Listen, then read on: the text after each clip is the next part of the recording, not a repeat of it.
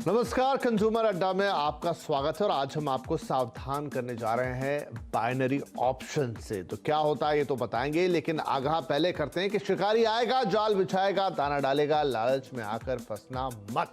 मगर जब सामने घर बैठे करोड़ों कमाने का लालच हो तो आदमी फंस ही जाता है। यही सूत्र पकड़कर अब देश में बाइनरी ऑप्शंस ट्रेड की घुसपैठ हो रही है। मोबाइल ऐप्स के जरिए होने वाले इस गोरख धंधे में सपना तो दिखाया जाता है करोड़पति बनने का, लेकिन इसमें फंसने वाला कभी फायदे में नहीं रह पाता। तो आइए सबसे पहले समझते हैं कि आखिर होता क्या है, किस तरीके से आपको फंसाया जाता है बाइनरी ऑप्शन के नाम पर, क्या चालबाजियां की जाती हैं, और उसके बाद हम डिस्कस करेंगे कि कैसे इनसे आप बच सकते हैं।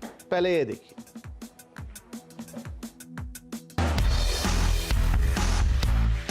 घर बैठे मौज करिए और बीच बीच में मोबाइल ऐप पर एक दो बटन प्रेस करते रहिए और इस तरीके से घंटे 2 घंटे में बना लीजिए $400-500।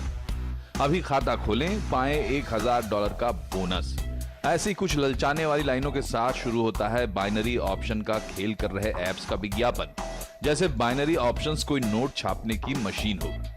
बाइनरी ऑप्शंस ट्रेडिंग में आपको बस अनुमान लगाना होता है कि किसी खास समय में किसी खास चीज का भाव ऊपर जाएगा या नीचे।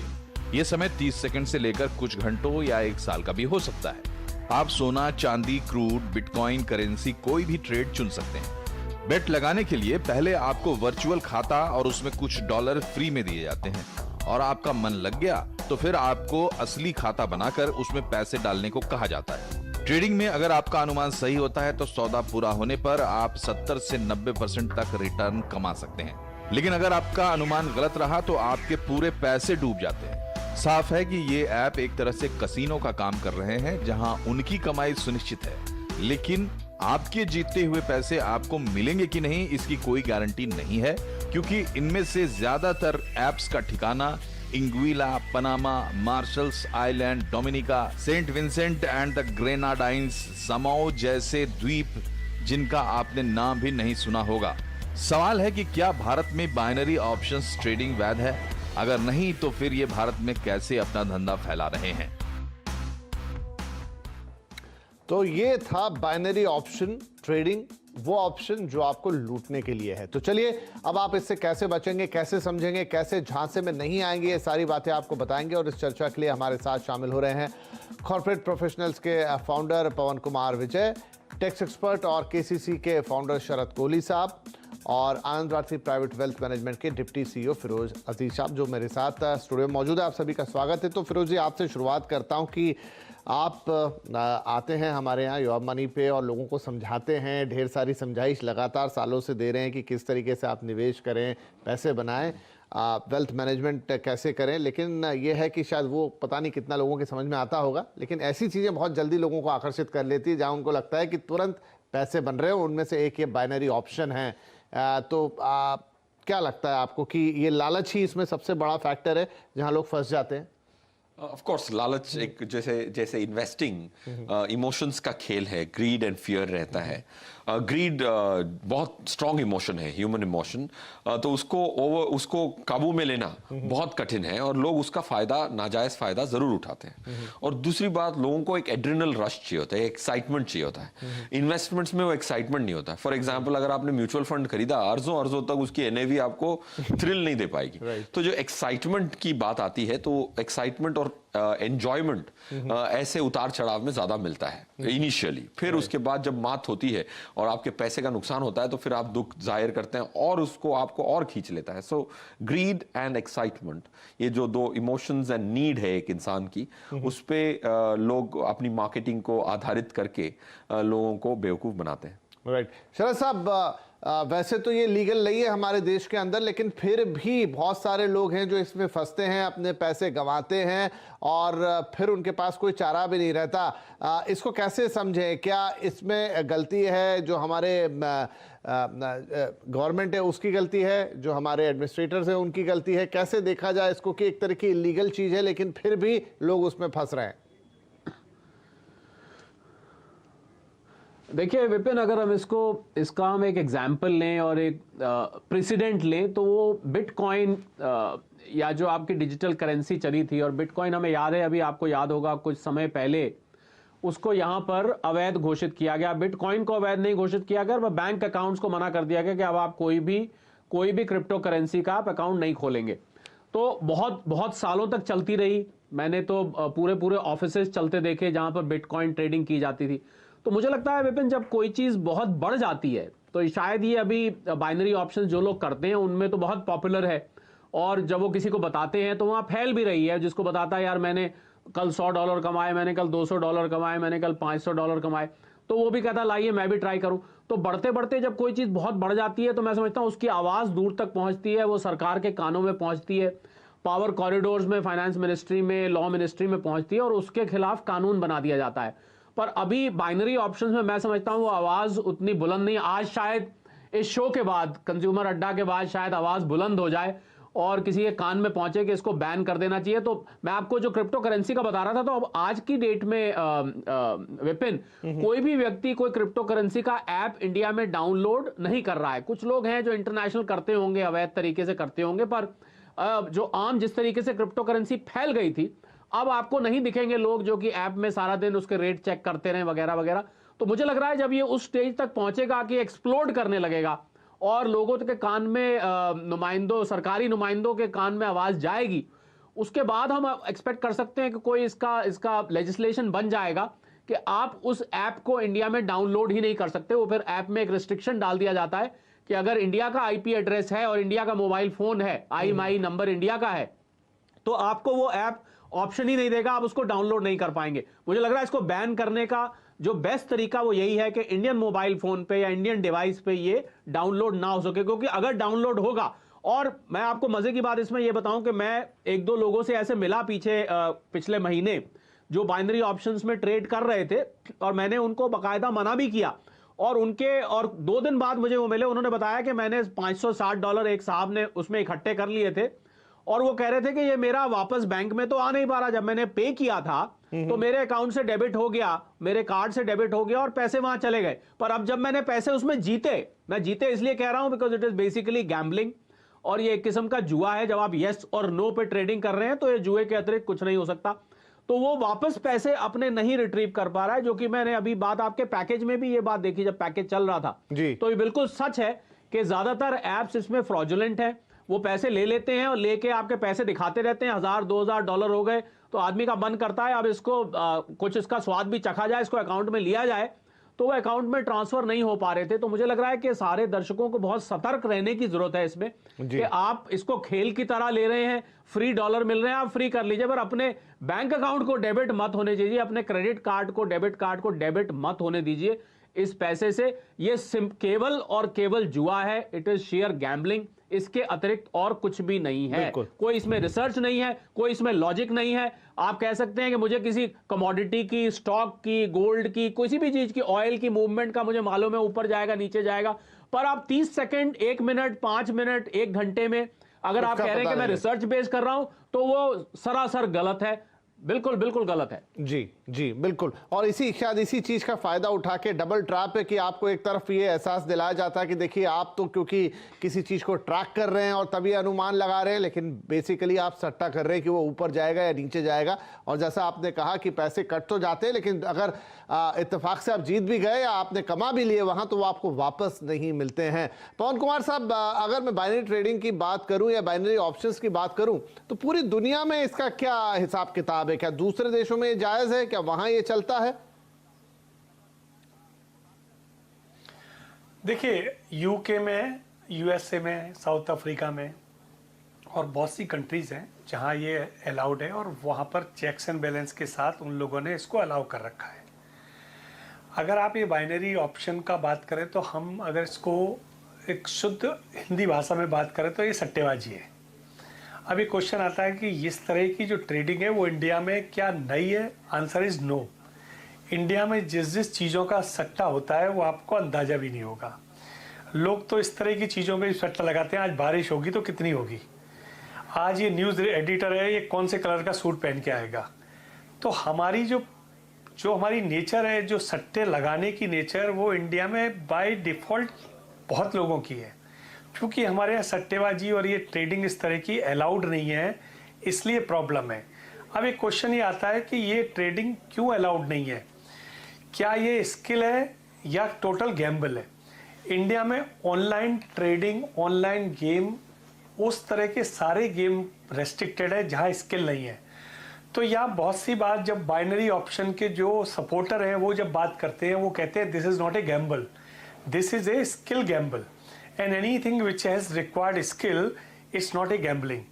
अब क्वेश्चन ये आता है कि मार्केट खुलेगा और रेट ऊपर होगा या नीचे होगा, ये कोई प्रेडिक्ट नहीं कर सकता, ऊपर भी जा सकता है, नीचे भी जा सकता है।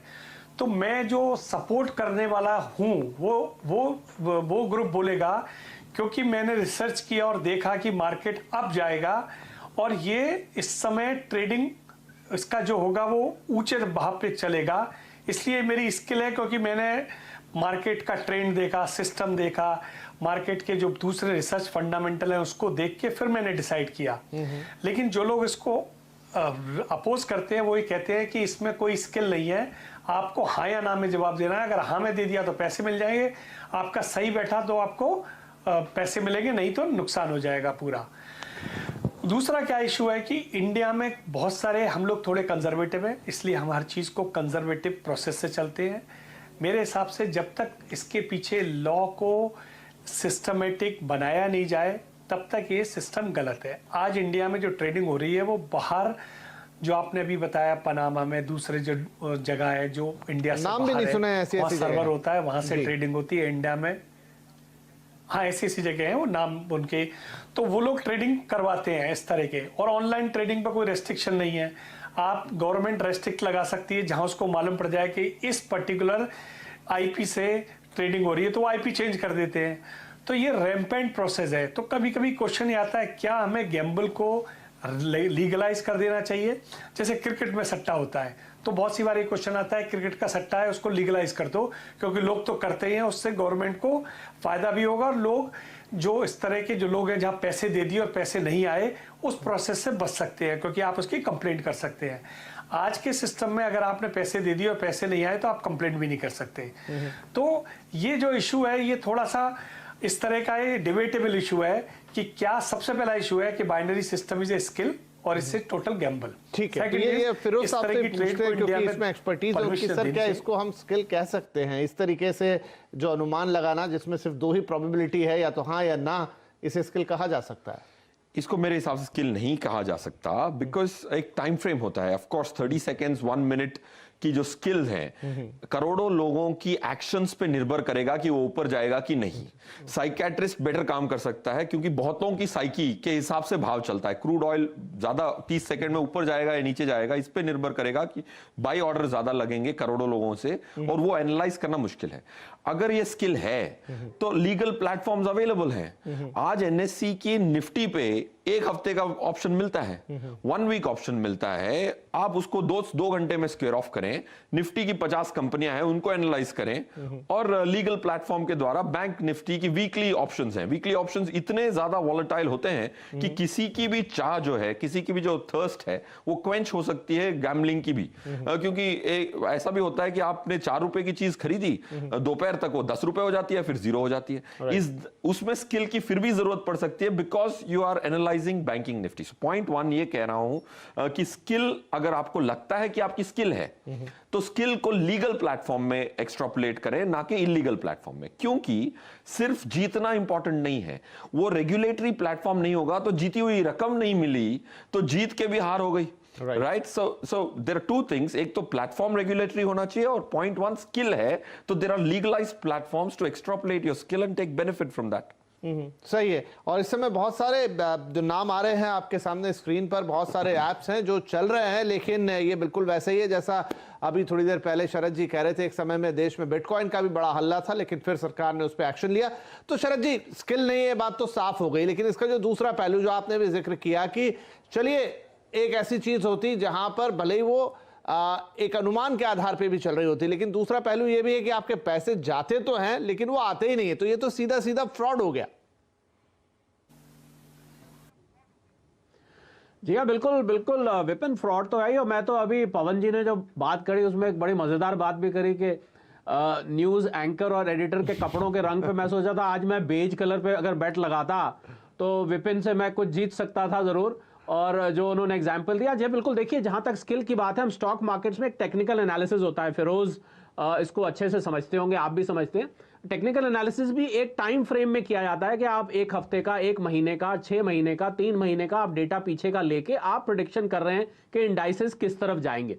पर यहां तो बात हो रही है 30 सेकंड, 1 मिनट, 5 मिनट। और फिरोज ने एक बड़ी अच्छी बात करी कि उसमें थ्रिल फैक्टर भी है, खासकर जो यंग लोग हैं। ये मैं सोच रहा हूं कि ये शो की जो मैसेज जा रही है आज, ये मिलेनियल्स की तरफ ज्यादा जाना चाहिए, क्योंकि मुझे जहां तक जानकारी है, जो थ्रिल फैक्टर है वो मिलेनियल्स ज्यादा देखते हैं, वो चाहते हैं। मैंने बहुत सारे क्रिकेटिंग गेम्स और ऑनलाइन गेम्स उनको खेलते हुए देखा है, और उनको जो थ्रिल मिलता है उसमें थोड़े पैसे जाते भी हैं तो चले जाएं, वो परवाह नहीं करते हैं। उनको लगता है एक मजा आया खेलने में, हम जीते, हम हारे, या हमने कुछ पैसे कमाए या कुछ गवाए, और उनको आप मानेंगे नहीं, पैसे गंवाने से भी मतलब नहीं होता, उनको वो थ्रिल फैक्टर चाहिए होता है कि मुझे कुछ एक्साइटमेंट इस एक्टिविटी से मिला।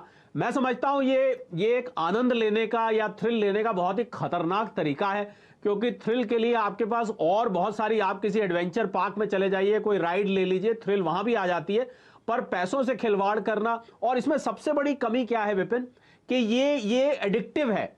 आप एक दफे अगर आपके पास 200, चलिए मैंने आपको एग्जांपल दिया जहां पैसे नहीं आते हैं, हो सकता है ऐसे कुछ ऐप्स होंगे जहां पैसे आपके अकाउंट में क्रेडिट हो भी जाते हैं, राइट। तो बहुत एडिक्टिव होता है। एक पुरानी कहावत है जो सट्टेबाजी के लिए लगती है, जिसको कहते हैं जुआ किसी का ना हुआ। वो इसलिए बोला जाता है कि आप मान लीजिए आज मैं $200 जीता हूं, तो मैं अगले दिन मेरा मन करेगा यार मैंने $100 लगा के $200 बना लिए, इससे अच्छा तो मैं 1000 लगाता। तो वो इंडल्ज होता जाता है, वो एडिक्टिव हो जाता है। वो इंडल्ज होते होते आखिरकार कोई भी वहां से जीत के नहीं निकलता है। तो मुझे लग रहा है कि अगर गवर्नमेंट अपने एंड से एक रेगुलेटरी मैकेनिज्म बेशक बाद में बनाए, एक एडवर्टाइजमेंट निकाल दे कि ऐसी कुछ चीजों से बच के रहें, और निरंतर जो मीडिया भी है वो ये मैसेज देता रहे, तो कम से कम जो यंग जनरेशन है वो इस चीज से बच जाएगी। क्योंकि अगर उनको एडिक्शन हो गई, तो अगर कल को विपिन ये बंद भी हो गया, तो हो सकता है वो कोई और बुरी चीज में भी इंडल्ज हो सकते हैं, क्योंकि उनको उस एक्साइटमेंट की, थ्रिल की एक दफे आदत पड़ जाती है।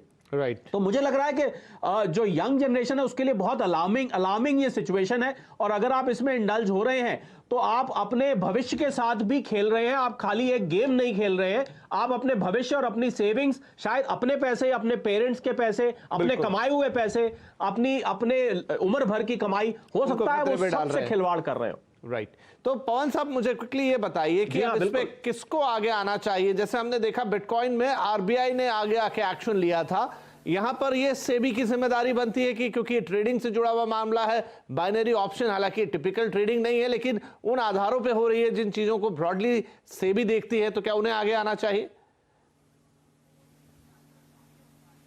देखिए, सेबी और आरबीआई ने तो दोनों लोगों ने मना कर ही रखा। आरबीआई ने तो मना कर रखा क्योंकि ये सब ट्रेडिंग फॉरेक्स के बिजनेस के थ्रू होती है। तो सेबी और आरबीआई की तरफ से इस पे कोई रेगुलेटरी रोल नहीं बना और उनकी तरफ से रेस्ट्रिक्शन है। बट अभी इसमें भी एक बहुत बड़ा लीगल एंगल है कि आपने किसी चीज को बैन कर रखा है या किसी चीज पे आपने लॉ नहीं बनाया। तो लॉ नहीं बनाया तो वो इलीगल है या नहीं है। अभी तक ये ट्रेडिंग के बारे में कोई लॉ, जैसे क्रिप्टो करेंसी के बारे में आपने बोला, तो उसमें गवर्नमेंट ने एक डिसीजन लिया और क्रिप्टो करेंसी को रेस्ट्रिक्ट किया कि कोई भी क्रिप्टो करेंसी में काम नहीं करेगा। उन्होंने एक नेगेटिव लॉ बनाया। यहाँ पे क्या है कि बाइनरी ऑप्शन के बारे में अगर आप बात करोगे तो लोगों को मालूम ही नहीं है, और लॉ में भी कोई रेस्ट्रिक्शन नहीं लगी हुई। तो हमारी कंट्री में सेबी और आरबीआई को आके और इसमें रेस्ट्रिक्शन लगानी पड़ेगी। लेकिन क्वेश्चन ये आता है कि यहाँ तो डब्बा ट्रेडिंग भी चलती है। आपका एनएससी का सिस्टम लगा हुआ है, बीएससी का सिस्टम लगा हुआ है, लोग उस बगल में एक और कंप्यूटर लगा के उस पर ट्रेडिंग कर रहे हैं। तो इंडिया में जो ट्रेडिंग का, जो सट्टेबाजी का जो माइंडसेट है, वो कोई ना कोई नया सिस्टम निकाल लेता है। तो अगर आप रेस्ट्रिक्शन भी लगा देंगे, इलीगल भी कर देंगे, तब भी यहाँ कोई ना कोई रास्ता निकाल लेंगे, क्योंकि आप सबको रेस्ट्रिक्ट नहीं कर सकते। इतना बड़ा सिस्टम, इतना बड़ा कंप्यूटर नेटवर्क, इतने बड़ा आईपी सिस्टम, नई नई तरह की चीजें उसमें आती रहती हैं। तो यहाँ क्या वर्ल्ड के किसी भी कोने में रेस्ट्रिक्ट करना बड़ा मुश्किल है। हाँ, तो आप आपने लोगों को पकड़ सिर्फ लिया किसी को तो उस पे आप अवेयर ही कर खुद सकते दिया। हैं। रिस्ट्रिक्ट करने से ठीक है, आपकी बात एक हद तक सही है कि Yes. सरकार उस पर जो करेगी तब करेगी, और जो लाएगी, अगर एक तरफ रिस्ट्रिक्शन लगाया तो शायद दूसरे रास्ते निकल आए। ऐसे में शायद अवेयरनेस बहुत ज्यादा इंपॉर्टेंट है, और वही आज हम करने की कोशिश कर रहे हैं। एक छोटा सा ब्रेक लेंगे और कोशिश करेंगे ब्रेक के बाद कि तमाम वो लोग जो इस बाइनरी ट्रेडिंग में थ्रिल महसूस करते हैं या उन्हें लगता है कि उन्होंने बड़ा माल कमा लिया, उसके क्या दूसरे लीगल अच्छे तरीके हो सकते हैं। हमारे साथ एक्सपर्ट्स हैं, उनसे जानेंगे ताकि इस चीज से उनका पीछा छूटे। एक छोटा सा ब्रेक के बाद ये सारी बात में पढ़कर बहुत सारे लोग अपना कीमती धन, अपना पैसा कमाते हैं। एक थ्रिल की बात जरूर हो रही थी, लेकिन ऐसा थ्रिल किस काम का जिसमें आपकी जेब कट जाए, आपकी जेब ढीली हो जाए, और एक आदत भी हो सकती है, क्योंकि ये एक तरीके का जुआ है और इसी से आपको बचना है। तो हमारा एक्सपर्ट पैनल हमारे साथ है। हमने कहा था कि क्या आप और कर सकते हैं अगर आपको थ्रिल ही चाहिए, अगर आपको पैसे ही कमाने, तो अजीत साहब क्या और चीज कर सकते हैं जहां ऐसा थ्रिल भी मिल जाए, लीगली आप पैसे भी कमाएं? देखिए, मेरे हिसाब से तो जैसे मैंने इंडिकेट किया था ब्रीफली, वीकली ऑप्शंस आते हैं। Right. हर थर्सडे को एक्सपायरी होती है। अगर आपको थ्रिल लेना ही है तो द हाईएस्ट वॉलेटिलिटी, ज्यादा प्राइस की उतार चढ़ाव लास्ट डे पे होती है ऑप्शंस की। सो वो प्लेटफॉर्म के लिए आपको एक ब्रोकिंग अकाउंट खोलना पड़ता है। आज अगर आप डिलीवरी नहीं लेते तो एसटीटी, उसकी कॉस्टें भी बड़ी कम है। आज बहुत सारे ब्रोकरेज प्लेटफॉर्म्स हैं जिसमें कॉस्ट ऑलमोस्ट जीरो है, ऑनलाइन प्लेटफॉर्म्स हैं। सो यू अगर एक केवाईसी करके अगर आप अपना ट्रेडिंग अकाउंट खुलवा के एवरी थर्सडे भी अगर अपने आप को इंडल्ज करना चाहें और अपनी वो उस प्यास को मिटाना चाहें थ्रिल की, तो डेफिनेटली निफ्टी के ऑप्शंस हैं और बैंक निफ्टी के ऑप्शंस हैं।